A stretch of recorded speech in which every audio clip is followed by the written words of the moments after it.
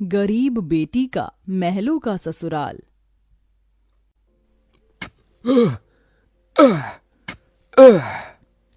तपती धूप में वह गरीब किसान खेतों में फावड़ा चला रहा था। उसके माथे से तर तर पसीना बहे जा रहा था।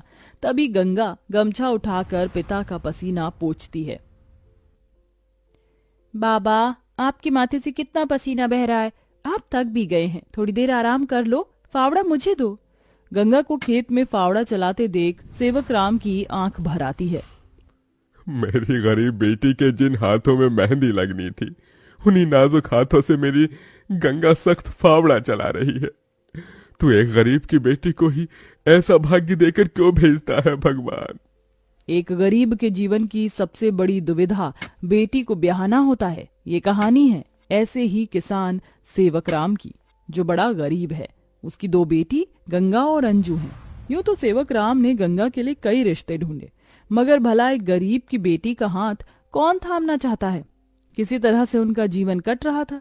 सेवक राम, उसकी बूढ़ी पत्नी जानकी और दोनों बेटी सारा दिन तपती धूप में खेत में काम करते रहे। शाम को खेत का मालिक ब्रिज वहां आया। अरे ओ सेवक राम, सारा खेत जोत दिया? जी ब्रिज बाबू, खेत भी जोत दिया और बीज भी बो दिया। ये ले, तेरे परिवार की आज की दिहाड़ी 250 रुपए। ये क्या मालिक, आप पैसे तो कम दे रहे हैं। पहले मेरी अकेले की दिहाड़ी आप मुझे 200 रुपए देते थे, फिर घटाकर 100 रुपए कर दिया और फिर सीधे 70 रुपए कर दिया, और उसमें भी पूरे पैसे नहीं दे रहे हैं। मैं, मेरी दोनों बेटी और पत्नी को मिलाकर हम कुल 4 जन आज खेत में दिन भर जर मर कर खटे हैं। अरे 30 रुपए ही तो कम है, उसमें क्या तू खरीद लेगा? है एक एक रुपया भी मेहनत से कमाना पड़ता है मालिक। फिर ब्रिज बाकी के 30 रुपए भी सेवक राम को दे देता है, जिसके बाद वह अपनी मढ़ई में आ जाते हैं और गंगा सबको खाना बनाकर खिलाती है और एक फटे गुदरी पर पूरा परिवार जमीन पर लेट जाता है।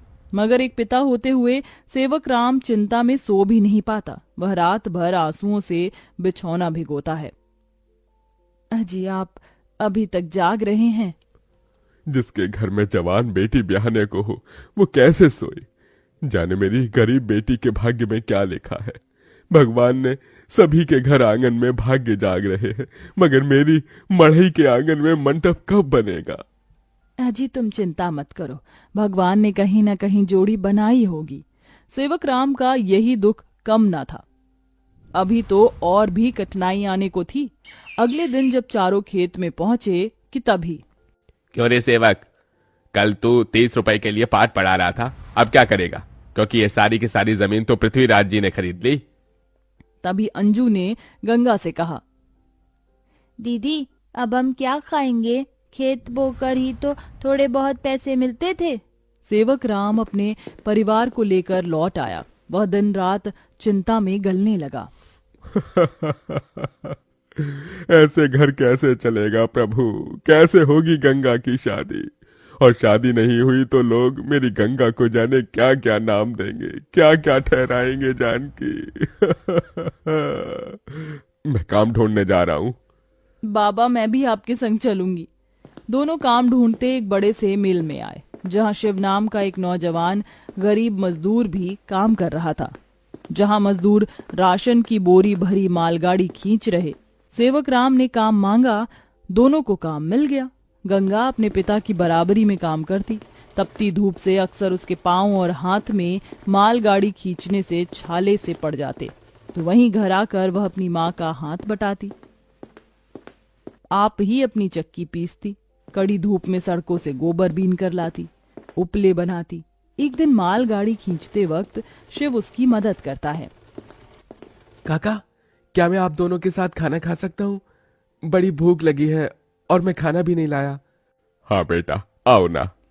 ये कहते हुए गरीब गंगा अपने प्याज और रोटी में से उसे भी देती है और हिचक से भरकर कहती है, माफ कीजिएगा, आपको खिलाने के लिए हमारे पास कोई पूरी पकवान तो नहीं है।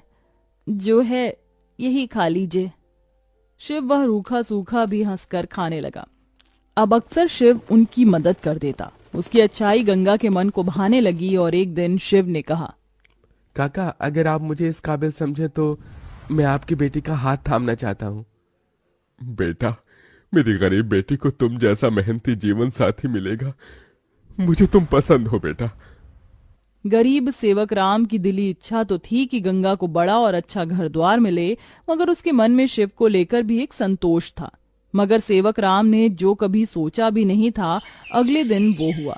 कई बड़ी गाड़ियां लाइन से उसके चौखट पर आईं और शगुन से भरी थालियों के साथ शिव अपने परिवार के संग उनके घर आया। उनके महंगे कपड़े लत्ते देख एकदम महलों में रहने वालों से थे। शिव के संग उसके माता पिता पृथ्वीराज, वसुंधरा और बहन योगिता थी। अंजू ने उन्हें देख तपाक से बोला, अरे बाप रे, ये तो राजा महाराजा से लगते हैं। अजी आपने तो कहा था शिव गरीब घर का लड़का है। शिव बेटा, ये सब क्या है? यही मेरी सच्चाई है काका। माफ कीजिएगा, मैं मजदूर या गरीब नहीं था, बल्कि महलों का बेटा हूँ। मगर मुझे एक ऐसा जीवन साथी की खोज थी जो मेरा धन दौलत देखकर मुझे न अपनाए। इसलिए मैं उसे ही ढूंढने के लिए ये जीवन जी रहा था। जिसने मुझे मेरी गरीबी के संग स्वीकारा वो गंगा थी। इसलिए मेरे महलों की दुल्हन गंगा होगी। गंगा बनोगी मेरे महलों की बहू और मेरे बेटे की दुल्हन? अपनी गरीब बेटी के लिए महलों से आया रिश्ता देखकर सेवक राम बड़ा रोया। भगवान, तूने मेरी फटी झोली में इतनी खुशियां डाल दी। मेरी बेटी महलों की दुल्हन बनेगी। हर बाप चाहता है कि वो अपनी बेटी का हाथ जिसके हाथ में दे वो उसे रानी बनाकर रखे। अब मेरी बेटी सचमुच में महलों की रानी बनेगी। समझे जी, मंगनी कर ले। मगर इतनी छोटी सी मड़ई में सब कैसे होगा? ये तो टूटी फूटी है, आप लोगों के खड़े होने लायक भी नहीं है। मगर इस मढ़ई में आप जितने दिलदार लोग रहते हैं तो ये महलों से बढ़कर है। इसके बाद सेवक राम के छोटे से मढ़ई में उसकी गरीब बेटी की मंगनी होती है, जहां और थोड़े दिन के बाद बड़े ही धूमधाम के साथ गंगा की शादी होती है, जहां वह मंडप में मन ही मन कहती है, हे गौरी मैया, आपका धन्यवाद जो आपने मुझको मनचाहा वर दिया। इसके बाद गंगा विदा होकर अपने महलों के ससुराल में आ जाती है, जो दुल्हन के जैसा सजा हुआ होता है, जहां कई नौकर चाकर शाही अंदाज में उसके स्वागत में खड़े थे। तभी महंगे से लहंगे में ननद योगिता ने कहा, आइए भाभी, आपके महलों के ससुराल में आपका स्वागत है। जैसे ही योगिता गाड़ी से उतरती है, तभी नौकर चाकर थाली में फूल लिए खड़े उसके स्वागत में फूल बिछाए जाते हैं। जहां कल तक उसके पांव को कांटों की चुभन मिली थी, आज वह महल की दुल्हन बनकर फूलों में बदल चुके थे। जहां महल के द्वार पर सास वसुंधरा ने स्वागत किया, आओ हमारे महलों की दुल्हन, तुम्हारा स्वागत है। इस सोने की कलश को अपने दाहिने पांव से गिराकर अंदर आ जाओ। जी माँ। गंगा ने कलश गिराकर स्वागत किया। तभी ससुराल वालों ने उसे अनेकों तोहफे दिए। गंगा बहू, ये हार पिछले कई पुश्तों से हमारे महल में चला आ रहा है, अब तुम इसकी हकदार हो। भाभी, ये तोहफा मेरी तरफ से और ये तोहफा मेरी ओर से बहू। गीता दे रही हूँ, मैं जानती हूँ तुम इस महल का मान बढ़ाओगी। गंगा ने गीता को माथे से लगाया और फिर सास ससुर का आशीर्वाद लिया। माँ जी, बाबूजी, मुझे आशीर्वाद दीजिए ताकि मैं इस महल का मान निभा सकूं। सदा सुहागन रहो, जुग जुग जीती रहो।